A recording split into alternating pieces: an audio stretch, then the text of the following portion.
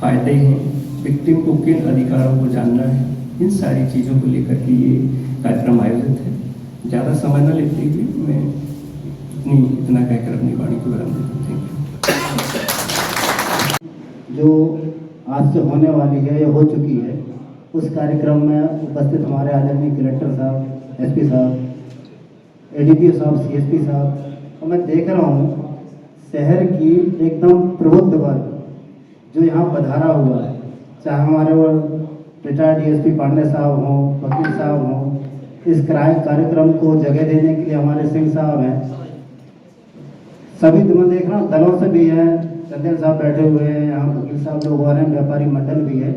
आप सब लोगों ने जो यहाँ पधार कर इस कार्यक्रम की गरिमा को बढ़ाया है, उससे पुलिस परिवार निश्चित रूप से आपका धन्यवाद ज्ञापित करता है। यहाँ पर उपस्थित collector sir, additional SP, CSP, हमारा पूरा पुलिस का अमला, प्रबुद्ध जन, आप गणमान्य नागरिक, मीडिया के बंधु, जनप्रतिनिधि लोग, जो भी आप किसी भी पार्टी से हैं, सभी का मैं स्वागत करती हूँ। आज का दिन वाकई में ऐतिहासिक 2-3 वजहों से है। एक तो हम वाकई में आज़ाद हो गए अपने कॉलोनियल रूल से, जो नियम दिग्दर्शिका, जो कॉलोनियल उपनिवेशिक व्यवस्था में हम पर राज करने के लिए पुलिस को एक माध्यम बना करके इन तीनों कानून के माध्यम से की जाती थी ब्रिटिशर्स के द्वारा, उससे हमें आज मुक्ति मिली है। तो जो उसमें दंड के सिद्धांत थे, हम उससे न्याय की ओर चले हैं। तो हम यहाँ सेलिब्रेट क्यों कर रहे हैं, हम उसके लिए 3-4 पॉइंट्स मैं बताऊंगी।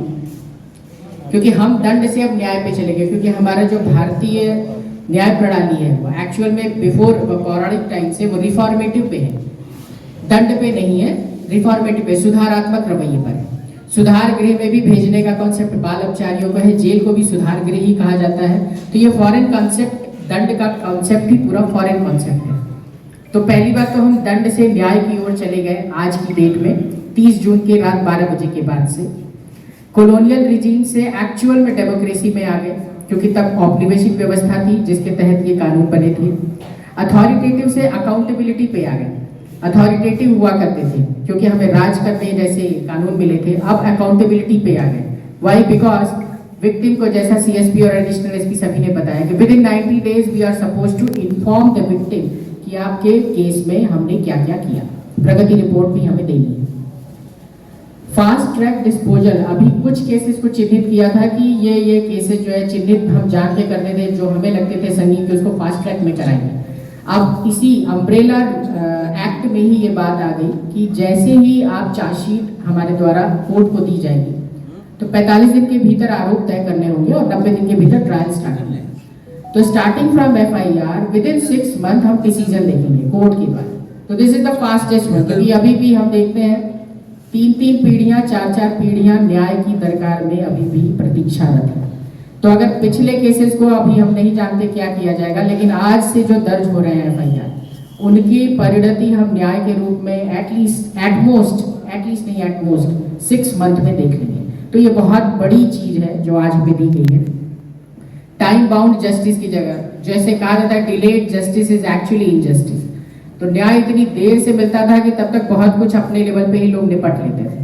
कई मर्डर के अगेंस्ट में मर्डर इस पार्टी से उस पार्टी में लगातार होते रहते थे, या जमीनी विवाद का मामला हो, कई सारे जो सिविल सूट भी होते थे उसमें भी कम से कम अब टाइम बाउंड। तो एक तरफ पुलिस के तरफ चेक लगा है, साथ में जुडिशरी पे भी चेक लगा है कि now they are bound to do their work in time bound manner. 15 दिन, 30 दिन, 45 दिन, जैसा भी है उनको उतने ही दिन में उनको करना ही पड़ेगा।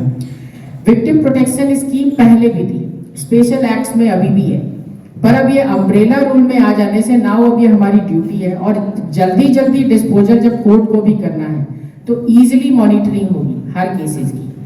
उसमें सबसे बड़ा जो इन लोगों ने एविडेंस एक्ट के तहत मोबाइल से रिकॉर्डिंग की एडमिसिबिलिटी को एक्सेप्ट किया है, वो बहुत ही उम्दा चीज है, क्योंकि अभी पब्लिक केवल मोबाइल से रिकॉर्डिंग करके पुलिस को डराने का काम करती रही। अब पुलिस को ही ये पावर दे दिया गया कि आप मोबाइल ऑन करके ही सारा कुछ करेंगे। तो अब पुलिस के पास स्कोप भी नहीं है और पुलिस को फेयर ही रहना है। अरेस्ट की बात हो, सर्च की बात हो, सीजर की बात हो, उसमें 2 जो विटनेसेस होते हैं उनकी भी ऑडियो वीडियो रिकॉर्डिंग होगी, उनके हस्ताक्षर भी ऑडियो वीडियो रिकॉर्डिंग में जाएंगे और ये सारा मटीरियल 65B सर्टिफिकेट जिससे सैंक्टिटी उसकी तय होती है, एडमिसिबिलिटी जैसे बना करके कोर्ट में सबमिट किया जाएगा। तो अब कोर्ट को भी एक्चुअल घटना वाकई में वो जैसे पौराणिक टाइम पे दिखाते थे लोग ज्योतिष की ग्लोब में दिखा दिया क्या हुआ। So that is like an third eye. तो हम कैमरे की आंखों से हम उस पूरे घटनाक्रम को कोर्ट तक ले जाएंगे सो दैट पुलिस ने क्या देखा वो नहीं, जो एक्चुअल में हुआ है वो प्रोड्यूस किया जाएगा। तो इससे भी हम त्वरित और निष्पक्ष न्याय की पूरी तरह से उम्मीद में आज से आगे बढ़ेंगे। पुलिस को वैसे भी भय के लिए बनाया गया था इन रूल के तहत, तो अब जो है पुलिस को केवल और केवल सुरक्षा की ही दृष्टि से देखा जाएगा जनता की ओर से। ऐसा हम एक्सपेक्ट कर रहे हैं और ऐसा हमारा बिहेवियर होगा। दूसरा जो है पॉलिसी मेकिंग लोगों ने जो इन तीनों न्याय को बनाया, जैसे नाम भी बदला है, भारतीय दंड संहिता से भारतीय न्याय संहिता हो गया। मैं इसके पहले एक चीज बताना चाहूंगी, 3 पिलर है न्याय की। एक जिसपे आईपीसी, जिसके तहत कौन सा काम करने पर, कौन सा अपराध करने पर आपको क्या दंड मिलेगा वो ये बताता है। उस दंड की विवेचना करने के लिए क्या साक्ष्य होंगे और कैसे वो कोर्ट एक्सेप्ट करेगा, उसके तहत इंडियन एविडेंस एक्ट था जो अब भारतीय साक्ष्य अधिनियम हो गया, साक्ष्य अधिनियम हो गया। और तीसरा इन सबको करने का तरीका जो हमें सीआरपीसी बताती थी, उसमें भारतीय साक्ष्य संहिता अधिनियम करके बीएसएस। तो प्रोसीजर मोर और लेस सेम है, सेक्शन बदल गया। वो बॉलीवुड ने जो इमेज बना रखी थी पुलिस या लाइफ की, वो बस इररेलेवेंट हो गई। अब 302 नहीं 103 हो गया। श्री 420 पिक्चर जिस चीज पे बनी थी अब वो इररेलेवेंट हो गया। तो अब पब्लिक को भी ये नहीं पता हम 302 में फंसा देंगे, 376 में फंसा देंगे। सेक्शन का नंबर बदल गया है, कंटेंट सेम है। कुछ कंटेंट जो है 40-42 ऐसे छोटे छोटे कानून थे, कुछ टर्मिनोलॉजी थी जो ब्रिटिश टाइम में यूज हुआ करती थी उनको हटाया गया है, जो इररेलेवेंट हो गई थी उनको हटाया गया। और जो नई चीजें ऐड की गई हैं, जैसे community service as punishment use किया गया है, पिक पॉकेटिंग को भी क्राइम में लिया गया है, मॉब लिंचिंग के खिलाफ भी इसमें प्रावधान दिए गए हैं। आतंकवाद की जो डेफिनेशन है उसको काफी सख्त बनाया गया, जैसे अभी कलेक्टर साहब ने भी बताया। और जो सेडिशन लॉ था उसको, जिसका मिसयूज हो जाता था, उसको अभी रिपील किया गया, उसको हटा करके आतंकवाद वाले जो कानून है उसको काफी अच्छे से स्ट्रिंजेंट एक्शन के साथ वहां पे इंक्लूड किया गया। एक चीज और बताऊंगी, special act as it is है, महिला संबंधी जो कानून अलग से थे, एनडीपीएस का जो कानून है जो अलग से था, SC/ST एक्ट वो सारे एज इट इज है। केवल आईपीसी से बीएसए, सीआरपीसी से बीएसएस और इंडियन एविडेंस एक्ट से भारतीय साक्ष्य अधिनियम बीएसए, ये तीनों चेंज हुए हैं नाम में भी और थोड़े थोड़े कंटेंट में।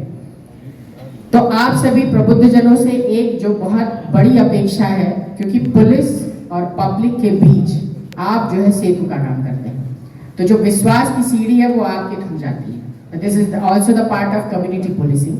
कभी भी जो गरीब जनता है या जो पीड़ित जनता है उसको ये विश्वास बहुत कम रहता है कि पुलिस उसका काम सही से कर रही है।